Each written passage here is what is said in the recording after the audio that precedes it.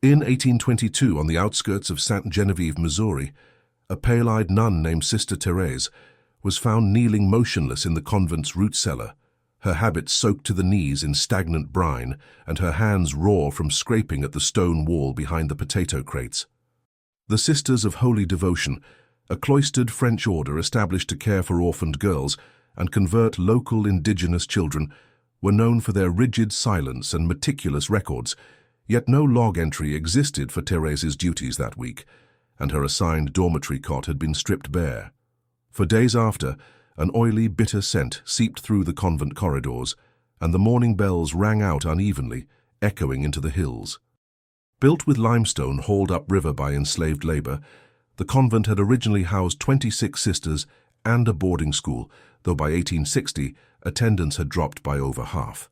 County inspectors recorded unexplained absences from ledgers, odd construction in the cellars, and dozens of mismatched shoes stored in locked armoires. Why were the prayers of these women systematically erased? The Sisters of Holy Devotion were regarded as pious educators and caretakers, their daily rituals marked by clean linens, quiet prayers, and a scent of beeswax. But in an 1878 inventory, ordered after an unexpected visitor collapsed at the front gate, auditors logged repeated damage to interior doors and the unexplained sealing of 3 internal passageways, which marked the beginning of a deeper inquiry. The register at the St. Genevieve County Clerk's Office holds a sparse but precise entry dated March 17, 1827. Unseasonal frost reported east of the bluffs, affecting soil along the convent boundary. No explanation offered by agricultural authorities. That same week, a wood hauler named Elias Druin filed an informal complaint regarding delays in receiving payment for cordwood delivered to the Sisters of Holy Devotion. Druin, who had hauled for the convent every other week for nearly 5 years, claimed the gate was answered by a girl of about 10, pale and silent, who led him to the courtyard without ever speaking. There he found the woodpile undisturbed from his last delivery, and a faint trail of ash scattered across the cobblestones, leading toward the dormitory wing. The convent's portress, Sister Angele, later insisted in a letter to the Mother Superior in Cahokia that no such child was in their care that season and that Druin had not come to the gate. Yet Druin returned twice more, each time leaving the wood outside and noting that the bundles of birch and hickory he'd left prior were exactly as he'd stacked them, down to the twine knots. By early May, parishioners attending Mass at St. Isidor's began murmuring about the nuns' absence. Father Lavelle, who had long relied on the sisters to clean the chapel and tend the sick, made a quiet inquiry with the bishop's office. The official reply, preserved in the diocesan archive, claimed that the sisters had entered a prolonged period of contemplative enclosure and were not to be disturbed. However, a local shopkeeper, Madame Dussault, noted that not a single order for flour or lamp oil had been placed in over 6 weeks. "They always sent 2, she recalled later in a civil deposition. Sister Leonie was the taller one, with a birthmark near her chin, never looked up but polite. The last time they came, she carried a small parcel like it was very heavy, though it could not have been more than a few ounces. I smelled vinegar or maybe something bitter." By autumn of that same year, 1827, the county began to receive unsolicited parcels from the convent, small crates packed with documents, buttons, scraps of uniform fabric, and in one case, a rosary coiled tightly in what appeared to be horsehair. Each bore no return address, only the pressed wax seal of the order. One such package reached Constable Henry R. Boone, whose wife later claimed he stored it unopened for 2 days before locking it in a desk drawer. He would not speak of it again until 1830, when he left his post and relocated to Baton Rouge without explanation. In the convent itself, the sisters maintained rigid silence. Surviving architectural plans from 1825 reveal that the inner courtyard once included a garden plot and a circular fountain. Yet by 1832, when Father Lavelle finally gained permission to enter the grounds for an annual blessing, he found the garden uprooted and the fountain drained, its basin filled with coarse river gravel and embedded shards of scorched glass. A hand-carved sign reading Domus Solis had been affixed to the south-facing wall of the dormitory. No sister could or would explain the meaning. The only other visitor during that period was Margaret Bordin, a seamstress from St. Mary's Parish who had once taught needlework to the girls in the orphan wing. In her 1841 journal, now housed at the County Museum, she describes being summoned by letter to repair torn altar cloths. What she found upon arrival was a heavy silence broken only by the erratic ticking of a hallway clock. The air was stale, she wrote, but not with decay. More like when one opens a jar that's been sealed too long, a greenish smell, faint and metallic. Margaret was escorted by Sister Aline, whose face she did not recognize, though she noted the nun's gait was uneven and her breath audible. In the workroom, Margaret observed 7 linen garments piled beside a basin. The cloths were marked not with blood or wine, but with a dark resin that resisted both scrubbing and lye. No voice explained where they had come from, only a single note pinned to the table. Rectify before Feast of St. Giles. She was paid in full, but never summoned again. Throughout the 1840s, a pattern of institutional quiet spread outward from the convent. School attendance at the adjacent boarding facility dropped to fewer than 8 pupils. A letter preserved in the estate of Dr. Silas Gentry mentions a visit to the school to examine a student with persistent fatigue and unresponsiveness. He was told by Sister Marcel that the girl had been removed to a dedicated dormitory for purification and was no longer receiving visitors. Gentry's travel-log includes a hand-drawn diagram of the convent's second level, with a corner room marked Barred in his script. Meanwhile, 2 labourers hired to repair the convent's west-facing gutters in 1847 quit mid-assignment, refusing to return.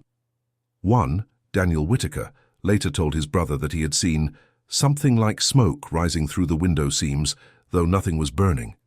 He also mentioned hearing scraping noises inside the wall and the sound of multiple voices repeating the same syllables quietly and rhythmically, like someone practicing a speech. His companion refused to speak of the incident, but left town shortly after. An audit conducted by the diocese in 1852 was meant to close these rumours. The report survives in a heavily redacted form, but includes several irregularities: a discrepancy in the number of registered sisters versus those observed, inconsistencies in food ledger entries, and 2 doors noted as recently sealed with masonry, not on original floor plan. The auditors were given access only to communal areas and were asked not to enter the east corridor due to unforeseen repairs. A note attached to the report, unsigned but written in a narrow, precise hand, reads, "What begins in silence does not end in noise." The final account from this period comes from Joseph Rem, a travelling tinsmith who bartered repairs for board and supper in convents and abbeys across the river counties. He stayed 3 nights in the guest room beside the chapel in 1856. In a letter to his sister dated June of that year, he wrote, "They are kind and quiet, and the building is clean, but the bells do not ring at proper times, once before dawn, then again after sunset. Always the same number of chimes, 7. He added that one evening he saw movement in the courtyard.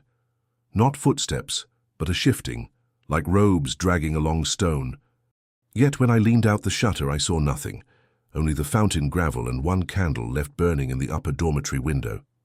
The sisters never commented on Rame's visit, but the next delivery of correspondence from the convent bore new handwriting and no familiar names. By the winter of 1857, the convent's surrounding land, once maintained with precision and discipline, had begun to show signs of gradual neglect. The stone path leading to the main chapel was split in several places by frost heaves, and clusters of black moss crept upward from the well cap, blurring the inscription carved into its rim. The iron bell, once polished to a dull silver, now hung at a permanent tilt, its clapper wrapped in cloth. The sound it made when pulled, flat and muffled, was no longer heard beyond the second courtyard wall. One of the few laypersons permitted onto the grounds during this period was Brother Quentin Doyle, a Dominican lay brother assigned by the diocesan seminary to deliver fresh ink and beeswax candles.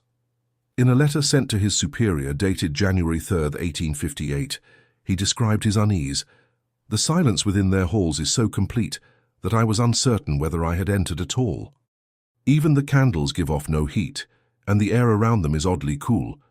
He noted that the sisters wore their veils lower than customary and that none responded to his parting blessing.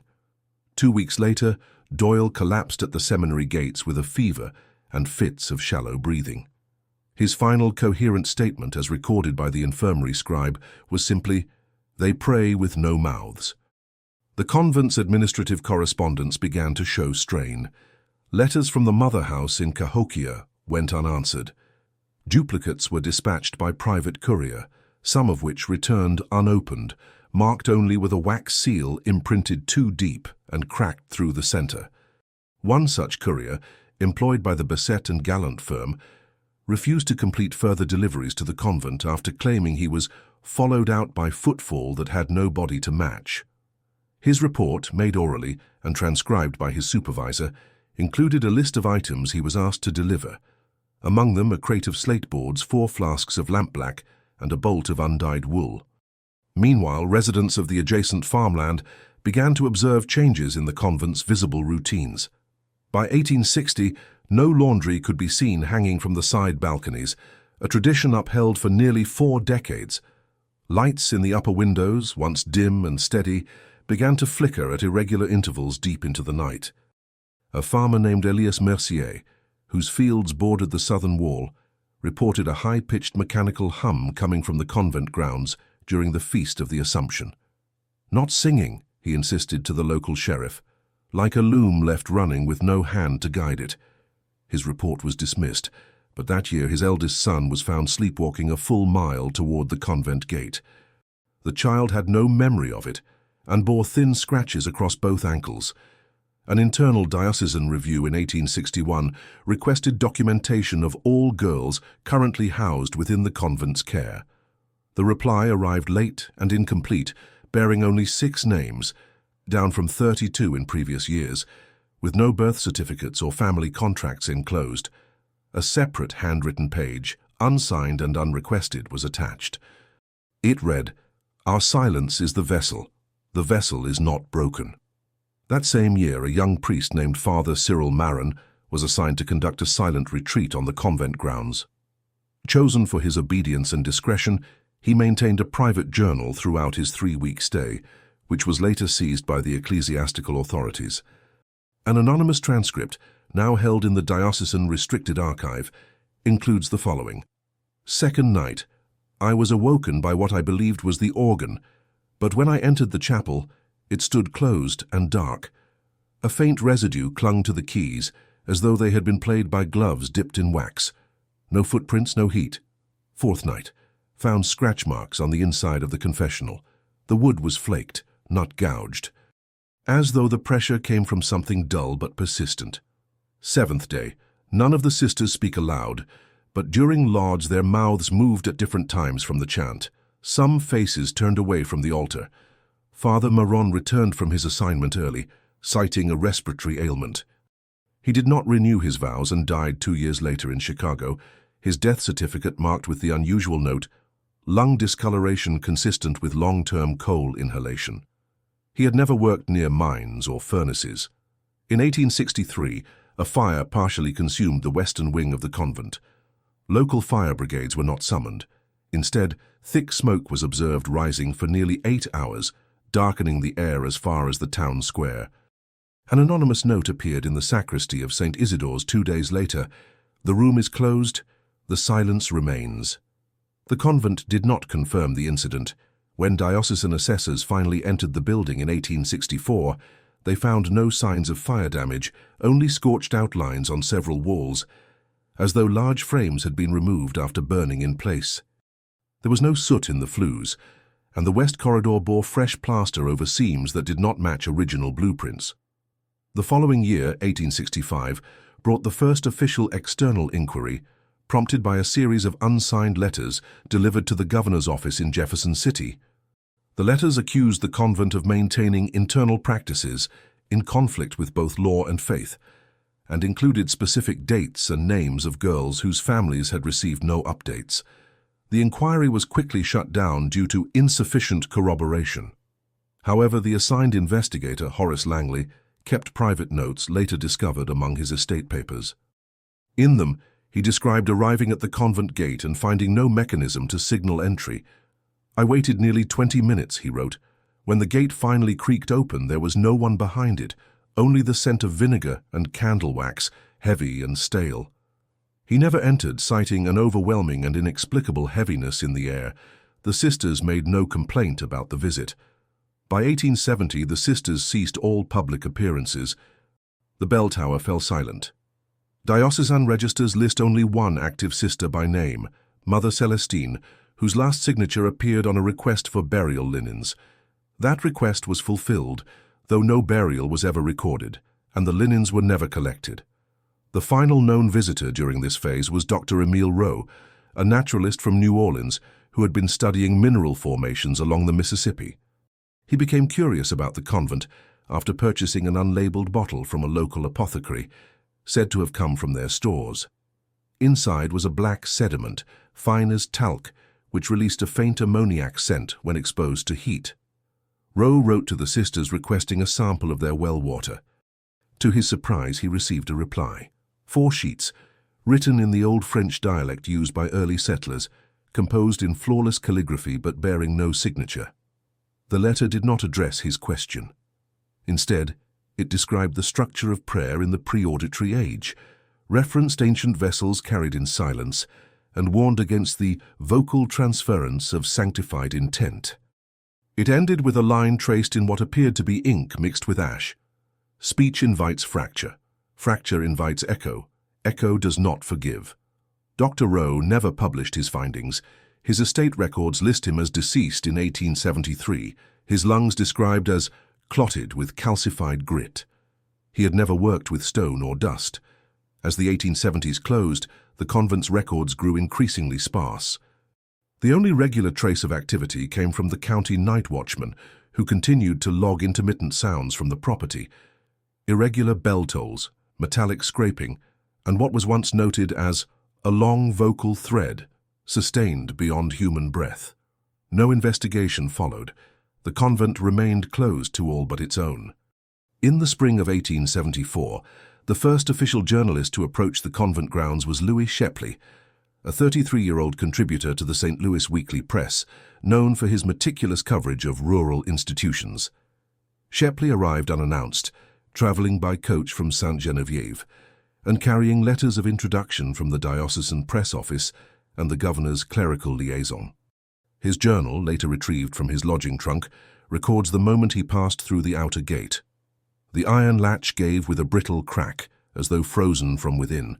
The path ahead had no footprints, only shallow impressions like pressure without weight.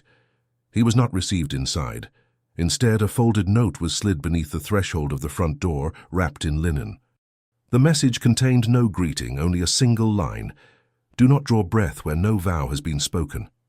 He waited for hours beneath the cloister awning, recording the subtle disorientation he felt, a persistent hum in his left ear, the scent of iron, and a warmth in the flagstones underfoot that did not match the cloudy weather.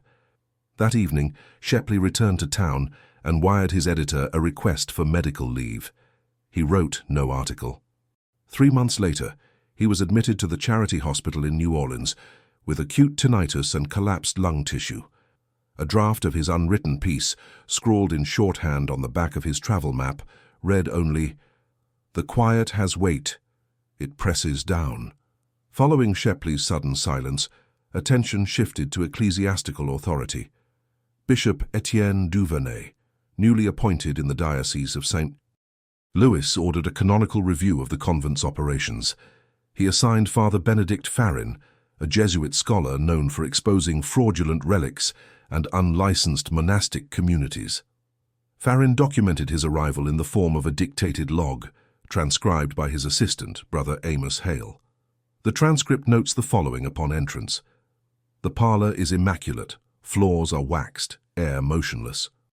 A clock ticks steadily but chimes irregularly, 3 times in the second minute of my visit, then none after. He was led by an elderly sister, identified only as Sister Clémence, whose face was obscured by a veil unusually opaque for her station. She spoke sparingly, never directly answering his questions, instead reciting lines from obscure psalters or apocryphal texts. When asked for the convent's census, She handed him a folded ledger and excused herself. The ledger listed 19 names, each in the same hand, each without a surname. All entries from 1870 onward were written in a different ink than previous decades, darker and thick as tar. In the margins were notes not in Latin or French but a hybrid script, possibly an archaic shorthand, possibly code. When Farrin presented the ledger to diocesan archivists, the ink had faded almost entirely, leaving faint impressions but no legible names. 3 weeks later, Father Farrin was recalled without public explanation. Brother Hale, who had remained in contact with a seminary librarian, later reported that all materials collected from the convent were locked in a sealed cabinet marked Custodia 9 within the diocesan vault. When the librarian attempted to retrieve them in 1876, the cabinet was missing. The registry page that had listed it was torn from the index. That same year, rural census records flagged a troubling pattern. The surrounding district, which had once relied on the convent for schooling and basic medical care, had ceased reporting any interaction with the institution. A state-appointed field agent, Elise K. Washburn, was dispatched to assess whether the convent was in breach of public education mandates. Washburn arrived with government credentials and was documented in the St. Genevieve postmaster's ledger as having mailed a parcel from the area, her standard practice after inspections. Her parcel never arrived, nor did she. Her horse was found tied at a rail outside the general store, saddle unmarked, her bag intact.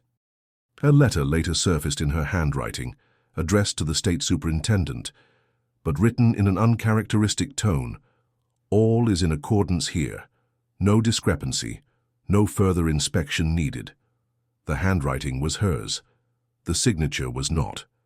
In 1878, with local tensions mounting, the county convened a quiet inquest into the convent's tax records, led by Treasurer Henry Balsam and Clerk Marion Yu. Their aim was procedural: verify land use, unpaid levies, and ensure institutional compliance. Their findings were never entered into the public ledger. What does remain is a series of loose annotations in Yu's handwriting. Interior cell doors without handles, 2 staircases leading to no rooms, ledger pages glued shut, strong ammonia odor in chapel. Balsam will not speak to me. Shortly after, Balsam resigned without public cause and relocated to Maine. Yu stayed in St. Genevieve but refused to serve in public office again. Her estate included a small envelope labeled Our Lady of the Quiet Hours, containing several blackened paper scraps and a page from an 1833 catechism, with the line, "He who prays must also listen," circled in red ink. Over the next 2 years, more civilians began to report auditory anomalies near the convent wall. A low murmur like wind through reeds, but with tonal shifts that resembled language. One farmer, Jules Renard, swore under oath that during harvest he heard what he first assumed were children reciting prayers. But the cadence was off, phrases reversed, emphases misplaced, syllables drawn too long. He approached the outer wall and saw nothing. When he returned the next day, the soil beneath his eastern boundary had been disturbed. 6 mounds of earth, each a perfect oval, had appeared overnight. The sheriff's office dismissed his claim, but Renard's field remained barren for the next 3 seasons. In 1881, an archivist named Helena Braddock attempted to compile a historical registry of St. Genevieve's religious institutions. She requested access to the founding charter of the Sisters of Holy Devotion, a document known to have existed in diocesan records since 1823. The page where it had been stored was intact, the placeholder card in its proper slot, but the parchment itself was missing. A notation in faded ink beside the empty folder read, "Recalled for preservation, 1871. No such protocol existed. No cleric recalled signing the authorization. Frustrated, Braddock submitted a request to visit the convent herself. She received a reply 6 days later, written in perfect cursive, unsigned. All history is safe within. There is no need to carry it out. That winter, Braddock began experiencing episodes of aphasia, misnaming common objects and substituting words in her speech without awareness. Her last journal entry, scrawled over an envelope from the Office of Ecclesiastical Affairs, read, They remember too much. That is why they do not speak. In the town, silence hardened into caution. Children were told to avoid the hill path. Markets stopped accepting coin from unnamed sisters, who left folded lists of goods under crates. The town's only midwife, Madame Elodie Marchand, reported a visit from a veiled woman requesting cotton, vinegar, and 4 yards of linen. When asked for a name, the woman held out a scrap of paper. It bore the words, "Not for naming." By 1885, the convent's outer gate was overgrown, its latch rusted. Yet candles still appeared in the windows, each night a different pattern. Bell chimes no longer matched canonical hours. A final diocesan attempt to document the site was mounted in 1886, assigning Canon Leo Tremont and a hired surveyor to draft a complete map of the property. They were allowed entrance. The map, dated August 2nd, remains in diocesan vaults. It is composed of overlapping sketches, none of which match. In the margins, Tremont's own notes appear. Third corridor loops into itself. Room has no ceiling. Candle burns upside down. No shadows. His report concluded with a single sentence: "We are not alone in our silence." He resigned his position within the month. The surveyor's name is listed only once in municipal records. A death certificate filed in 1892 records him as deceased in Trenton, Nebraska, cause self-inflicted laceration of tongue. In the spring of 1887, the Missouri Department of Education initiated a final survey of all institutions once registered under colonial-era charters. The Sisters of Holy Devotion appeared on the list not through any current submission, but via a misfiled inventory card dated 1859, found among shipping receipts from the Missouri River Ferry authorities. This minor bureaucratic accident placed the convent back into the spotlight of state oversight. Assigned to conduct the evaluation was Hiram Bell, a notary and field auditor based in Cape Girardeau, who had no prior knowledge of the order or its history. Bell was methodical and unemotional, known for traveling with 2 ledgers, one for official records, the other for anomalies. In both, he documented his arrival on June 4th. According to the first ledger, he walked the perimeter of the property, observed no damage or trespass, and found the eastern boundary stone relocated by approximately 4 feet. He rang the courtyard bell once. No response. In the second ledger, written in smaller, neater script, he noted, "Faint movement behind chapel shutters. Curtains ripple inward, not outward, though air is still. Saw a figure at the second floor. Pale cloth. No face visible." He stayed in town that night and returned the next morning, this time with a formal summons from the state. The note was pinned to the gate. It was gone when he returned from circling the west side. Bell's second visit ended with a statement to the local sheriff, claiming the convent did not constitute a functional institution and could not be evaluated under the definitions provided by the Board of Education. Yet he filed no official report, only a blank certificate of completion signed with a stamped seal. His second ledger vanished after his death in 1889, last known to be in the possession of his niece, who refused all interview requests and later joined a Carmelite order in Quebec. Simultaneously, a flood of unsolicited reports reached the county courthouse. Accounts varied. One woman described chanting that reversed in rhythm, heard during a rainstorm. Another, a rancher, saw rows of candles inside the stone refectory, despite no light source being registered for years. In a more precise testimony, Elias Montfort, who had been contracted to trim trees along the outer path, documented that all tools left overnight returned covered in salt crystals. He took photographs to corroborate the claim. The photographs, submitted in a sealed envelope, were missing from the court's archive by 1890. In their place was a page of Latin liturgy, handwritten in silver ink. It was during this phase of rising local agitation that the figure of Sister Laurentine emerged. Referred to in multiple conflicting testimonies, she appeared as a point of convergence. A teacher from Vincennes claimed she had corresponded with Laurentine by mail after the nun responded to an advertisement seeking French-language hymns for school instruction. The handwriting was refined and precise, signed S.L., devoted handmaid of internal order. When pressed for further biographical detail, Laurentine's letters turned evasive. urging the teacher not to inquire about names, years, or origins, insisting instead that the only certainty is the vow, and the vow was not taken in linear time. This phrase, not in linear time, appeared again in a later testimony by a Benedictine archivist who had attempted to establish a common genealogy between the Sainte Geneviève convent and earlier orders in New France. He cited a circular fragment of parchment tucked into the binding of a sacramental index. Written in the same ink as Laurentine's letters, it described a cloister made of breath and repetition, not of stone, and bore the date 1813, 9 years before the convent's construction was completed. No canonical institution bore that name at that time. In 1888, under pressure from state regulators and parishioners, the diocese initiated a last internal review. 3 individuals were chosen to enter: Canon Odilon Bréard, Sister Mabel Delcroix of the Franciscan Registry, and architect Henri Blaine, who had experience restoring ecclesiastical structures damaged by fire. Their entry was scheduled for August 1st. They were given 24 hours.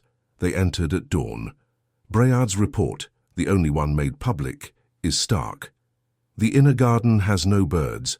Fountain basin is empty. Water damage apparent on upper floors. No signs of abandonment. Rooms contain personal effects in perfect order, yet there is no evidence of current habitation. Sound within the building does not carry. It is absorbed. Delcroix never submitted a written account. In her final years, confined to a small hospital outside Alton, she made one recorded statement to a visiting priest. There was a passage with no walls. We walked forward and past ourselves. I saw my hand carry nothing, then carry a candle, then ash. Blaine, the architect, was said to have exited white-haired and incoherent. He later constructed a model of the convent entirely from memory, with windows facing inward and no external doors. It was seized by the diocesan archivist and later dismantled. His only surviving sketch includes one note in the lower right margin: "Who teaches silence to the stone?" In the same year, the St. Louis Archdiocese made its final attempt to reassess the convent's charter. A conference was called, attended by senior clerics, archivists, and a representative from the Pontifical College. The aim was to determine whether the convent's privileges, tax exemption, land use, sacramental autonomy, were still valid. But before the first vote was cast, the record was sealed and the entry removed from the official minutes. No explanation was provided. Internal memos from that month are mostly redacted, except for one line in a side note from Monsignor Dupuis. The cost of scrutiny may exceed the weight of the silence. By 1890, the convent ceased sending or receiving mail. No more deliveries arrived. Still, candles appeared in new windows. A farmer's daughter claimed she saw a woman seated in the garden, reading from a black book. When asked to describe her face, the child paused and replied, "She had no face, just a cloth where the words went in." Later that year, the town's physician, Dr. Cornelius Hargrave, attempted to chart the psychological toll these reports had taken on the community. In a pamphlet titled "The Effects of Prolonged Cognitive Dissonance in Isolated Populations," he included 13 separate statements from individuals who had no contact with each other, each of whom referenced an internal phrase heard in their sleep. "Do not unlisten. What you hear is meant for no one." By this point, even the diocese no longer referred to the order by name. Official correspondence referred instead to the institution at the edge of jurisdiction. Funding requests were denied. Travel to the site was discouraged. Priests began advising congregants to remain in town during feast days. Still, each year, on the morning of September 8th, the Nativity of Mary, the convent bells rang out at precisely 3:03 a.m. 7 chimes, never more, never less. The final known account from this phase came from Annette Perron, the granddaughter of a stone mason who had once laid the original foundation. In 1892, after a brief illness, she told a nurse at Sainte Geneviève General that she had recently wandered past the edge of the convent property during a walk. "It felt warmer there," she whispered, "like someone was thinking behind the wall, not praying, just thinking." The nurse recorded the statement, puzzled. When she later reviewed the note, she found the second sentence partially erased, not by hand, but as if the ink had never fully dried and simply failed to fix to the page. The words that remained were faint. Behind the wall. On the morning of February 3, 1892, a narrow tremor passed beneath the low ridge east of Sainte-Geneviève. It dislodged one section of the convent's outer wall, exposing a cavity of rough stone and long dormant air. A team of local labourers, sent to investigate the damage, paused before entering. They were not clergy, nor scholars, but men accustomed to the practical rhythms of earth and weather. What they found just inside the breach did not conform to anything they could name. The opening revealed a narrow corridor running beneath the refectory, not shown in any of the original floor plans or surveyor maps. The passage was dry and angled slightly downward, lined with brickwork darker than the rest of the structure. On the left wall were hooks at shoulder height, 13 in total, each bearing the remnant of a cloth veil pinned with rusted nails. The lead workman, Claude Besson, carried a coal oil lamp. He later described the space in terms of weight rather than sight. It felt like the air didn't move, he told the sheriff under deposition. It was warm, but not from the ground. It came from the stone, like the stone had a fever. They advanced as far as a small chamber, no wider than 6 feet across, in which sat a wooden kneeler and a basin filled with hardened wax. On the opposite wall, chisel marks had been left in uneven rows, forming what appeared to be an alphabet, though no one present recognized the symbols. Above the markings, a wooden plaque had been affixed, engraved in Latin, "Non in or, sed in memoriam." Not in the mouth, but in memory. The chamber ended without a door. No other bodies, furniture, or passageways were visible. The workers were instructed to seal the breach and inform no one. 3 days later, the sheriff's office quietly notified the diocesan chancellor. A single priest was dispatched, Father Julian Morel, aged 58, once a language instructor at the seminary. Morel entered with a small satchel, 2 candles, and a sheet of parchment. He did not emerge until dusk. He requested that no one else be allowed inside the chamber. He spoke little, but asked that the contents of the wax basin be transferred to the care of the diocesan archivist. When pressed, he stated only, "They did not write with ink." The basin was transported under seal to the St. Louis Ecclesiastical Archive, where it remained for 3 weeks before being opened under supervision. Inside were layers of wax, embedded with hundreds of tiny black threads. Under magnification, the threads were revealed to be human hair, each strand flattened and inscribed with microscopic lettering in Latin and Old French. Initial efforts to read the words failed, as the wax distorted the surface. When a sample was softened by heat for analysis, the lettering vanished entirely. A notation made by the attending scribe reads, "Text recedes in the presence of warmth. Intention unclear. Possible anti-document." Meanwhile, Father Morel submitted a private report, which later vanished from the diocesan registry. A copy, found in his personal effects after his death, includes the following passage. "The silence here is not absence, it is structure. It forms rooms, rules, an order complete unto itself. The marks on the wall are not names, they are instructions, a sequence to be obeyed internally. That is why no record remains." Shortly after this, Sister Daphine Lorquet, the last known correspondent from within the convent, was found unconscious at the base of the bell tower. Her hands were lacerated, palms inward, as if from gripping something for too long. In her sleeve was a fragment of linen bearing 13 stitched letters in reverse. "Nescitis quid petatis." You do not know what you ask. She was taken to the diocesan infirmary. She never spoke again. The diocesan authorities were now faced with a crisis they could no longer contain. On March 19, 1892, a formal decree was issued by the bishopric to reclaim the convent structure and suspend the order's legal status. A full team of assessors was assigned, including 2 legal notaries, 3 clergy and a structural engineer. They were granted 72 hours to examine the property and collect any remaining documentation. The convent, by all appearances, had been abandoned. The main hall remained intact. Dust had settled in thick layers, yet no cobwebs hung in corners. The air was temperate, dry, and faintly metallic. Footprints from the workers' earlier visit were visible in the entry corridor, but no others appeared beside them.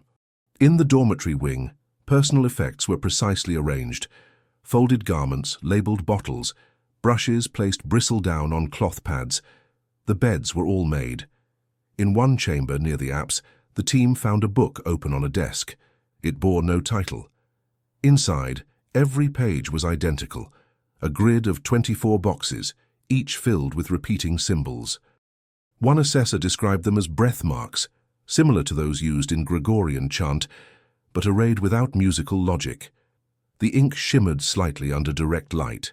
When photographed, the pages appeared blank. In the kitchen, pots hung clean and unused.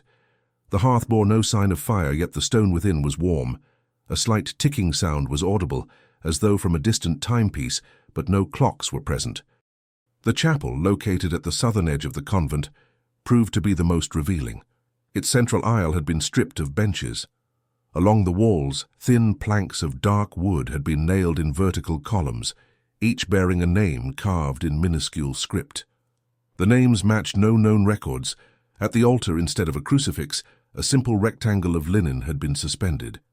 Upon it was sewn a perfect circle, stitched in red thread with 13 spirals inside. Behind the altar was a locked cabinet. No key was found. The structural engineer, Simon Heller, traced the architecture with growing unease. He noted repeated measurements, hallways precisely 13 paces long, doors aligned on a fixed diagonal, windows spaced to admit angled light at only specific hours. "It's not irregular," he noted in his report. "It's ritualized." The most disturbing discovery was made in the eastern storage room. A false panel behind a shelf opened into a small stair descending 5 steps. At the bottom, in a narrow cavity, stood 13 wooden seats arranged in a circle. Each seat was carved with the same Latin phrase, per vocem clausam, through closed voice. Beneath one of the chairs lay a bundle wrapped in oilcloth. Inside were skeletal remains, small and disarticulated. No skull. The ribs were bound with silk cord as if kept in order. A cloth tag tied around the bundle read, "Sine testimonio, sine iniuria," without witness, without harm. None of the sisters were found. The team photographed the site and compiled their findings in an official dossier, signed and sealed on March 22nd. That same evening, the chapel bell rang once. No mechanism was engaged. The rope had been removed prior to the inspection.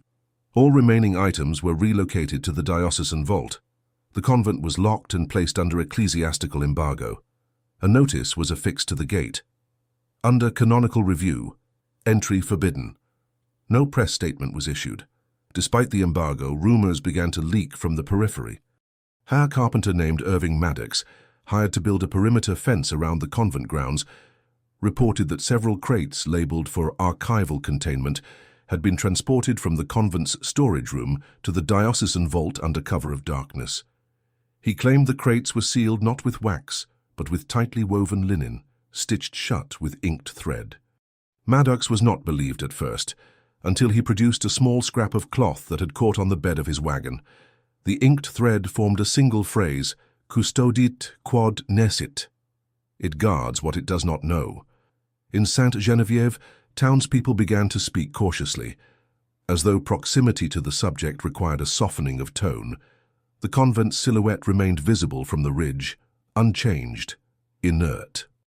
But lights appeared where no oil lamps remained.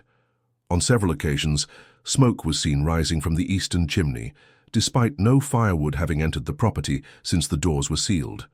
Father Morel, who had first entered the hidden chamber weeks before, refused all requests for further comment. He was last seen walking along the riverside, carrying a rolled sheet of parchment, and murmuring to himself in a hybrid dialect that even French-speaking townsfolk could not identify. His room at the diocesan guest house was found vacant the following morning, with all possessions intact save for his satchel. The only clue left behind was a thin line of dark wax running along the interior windowsill, and a note under a glass paperweight reading, "They do not die, they transcribe." At the diocesan archive, the relocation of the convent's materials proved difficult. The wax-embedded hair fragments degraded under new lighting conditions. Some simply disappeared, leaving voids in the storage drawers where they had been secured. The basin that held them developed a persistent vibration, neither audible nor visible, but detectable by touch. One archivist, Sister Genevieve Hoss, placed her palm on the basin rim and withdrew her hand instantly. Her notes later described the sensation of recitation, sound forming beneath skin as if my palm had a mouth. Several pages from the copied grid book were brought to the Pontifical College in Cincinnati for analysis. After 3 days, the courier assigned to the task returned the parcel unopened, reporting that no scholar would handle the pages directly. The courier described the paper as too silent and noted that in the presence of other texts, especially Bibles or hymnals, the ink on the grid pages appeared to darken, while surrounding books showed signs of dampness and warping. The silence around the convent had never been more pronounced. What once had been interpreted as isolation was now felt as a kind of ambient pressure. A notary clerk named Martha O'Donnell, responsible for logging the ecclesiastical embargo orders, wrote that during her final visit to the site, the absence of birdsong was not empty, it was controlled. Something had selected against sound. Back inside the diocesan vault, attempts were made to transcribe the circle stitch from the chapel cloth, the spiral of 13 loops precisely sewn in red thread. Analysts from the Embroidery Guild concluded the work was impossible without extensive pre-drafting, yet the stitches showed no underlying guide marks.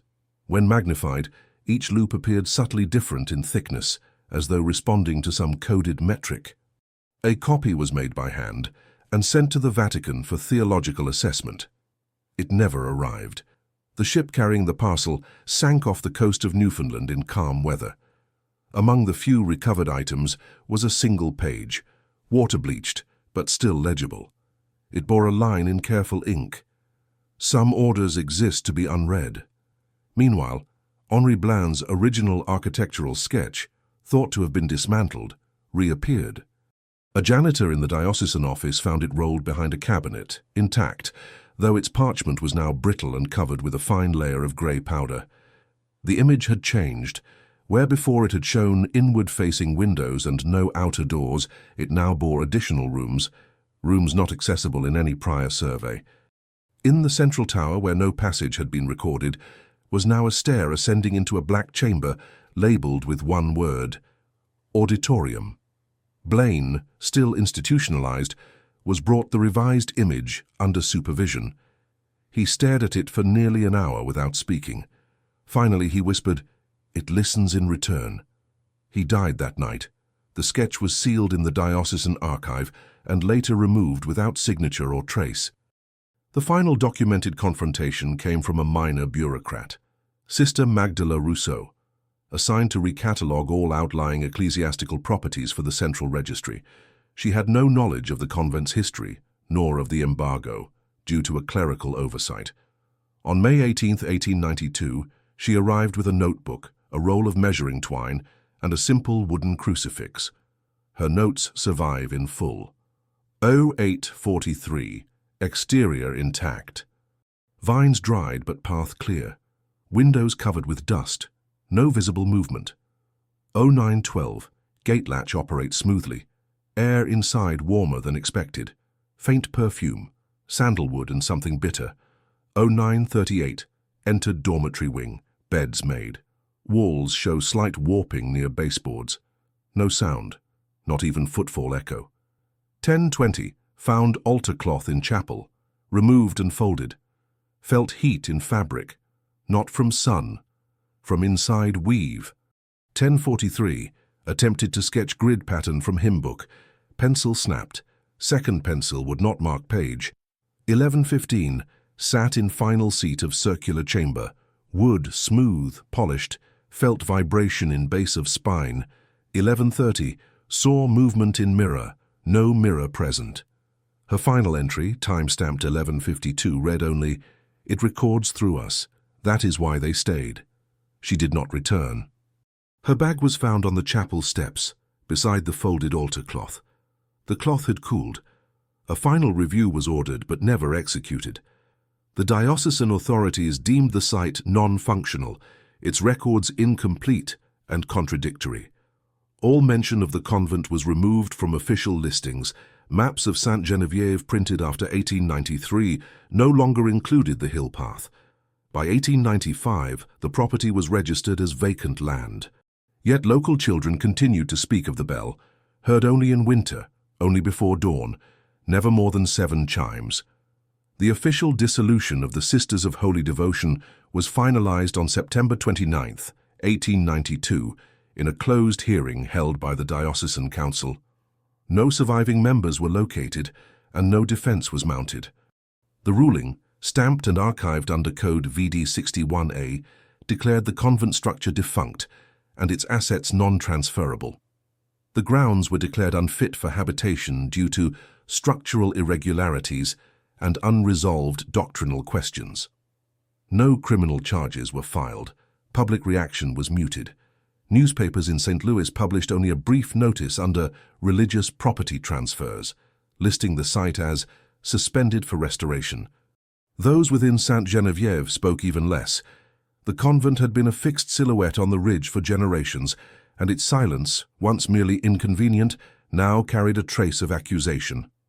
No commemorative plaque was mounted. The name of the order was not inscribed on any memorial stone.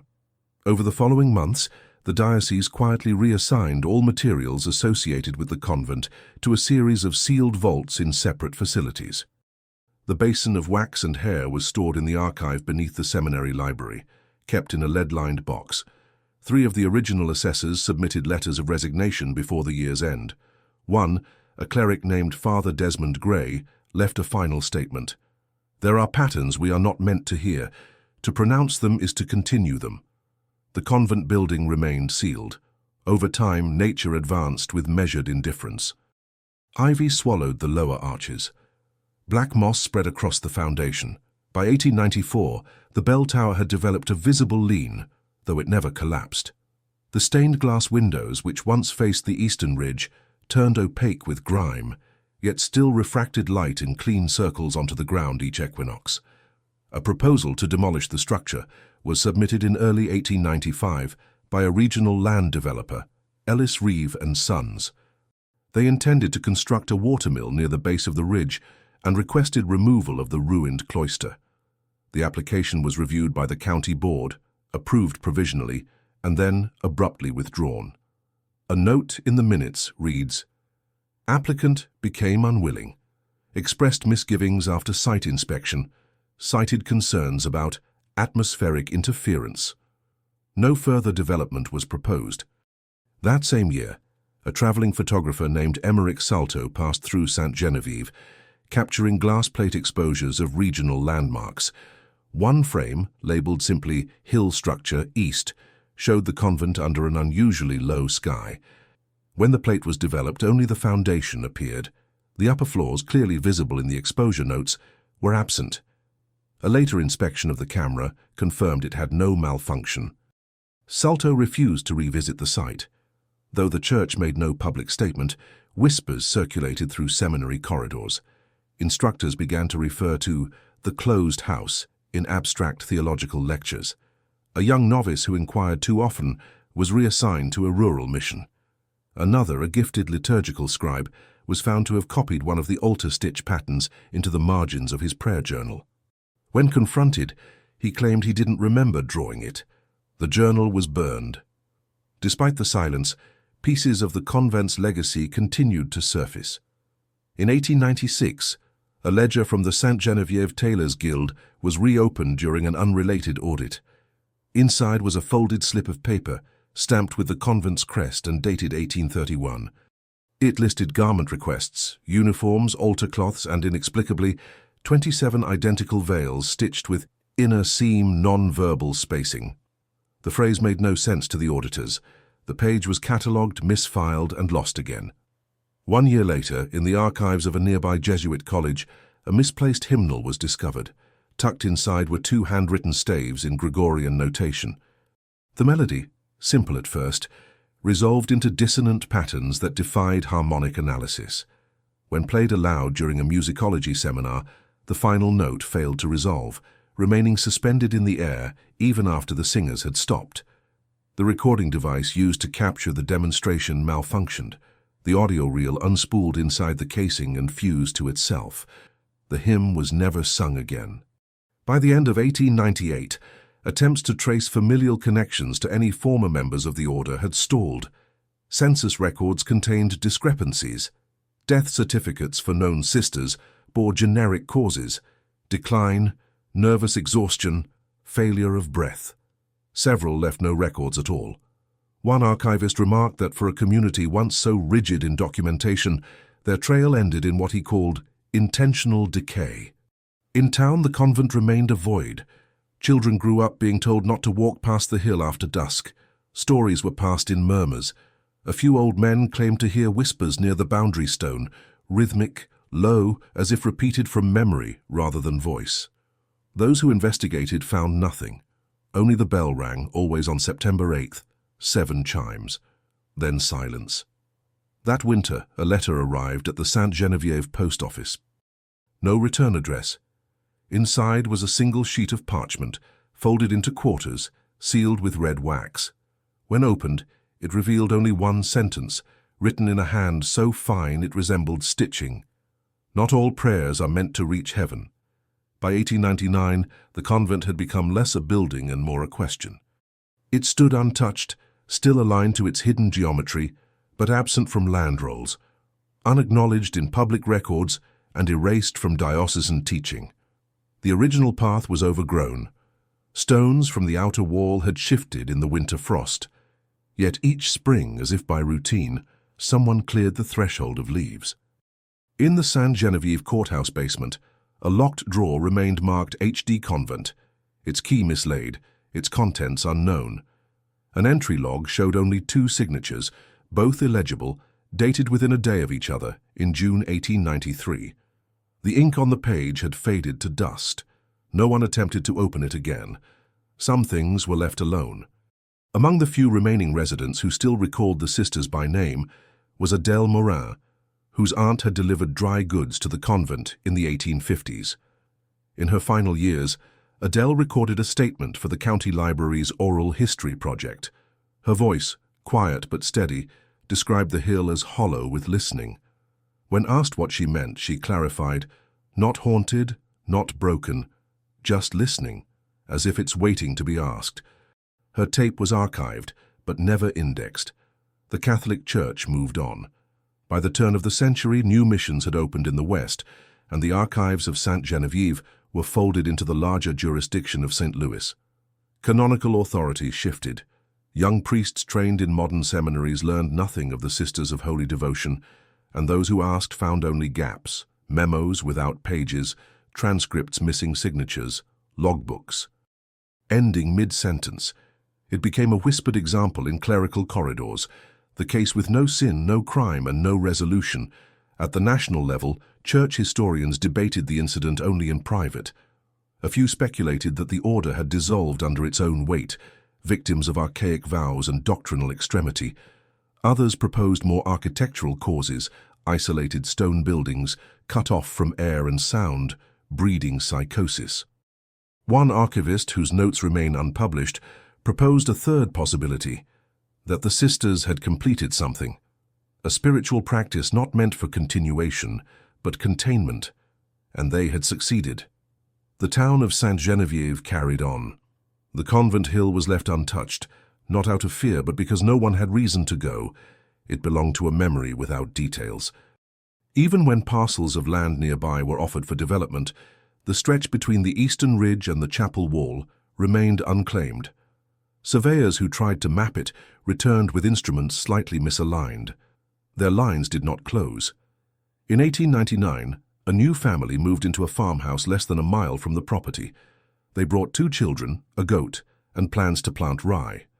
Their son, aged 8, wandered the path despite his mother's warnings. He returned before sunset, holding a smooth stone with a single red thread tied around it. When asked where he'd found it, he said, "It was already in my hand." That stone is still kept in the family's attic, the thread never unraveled. The boy, now long grown and buried near the river bend, never walked that path again.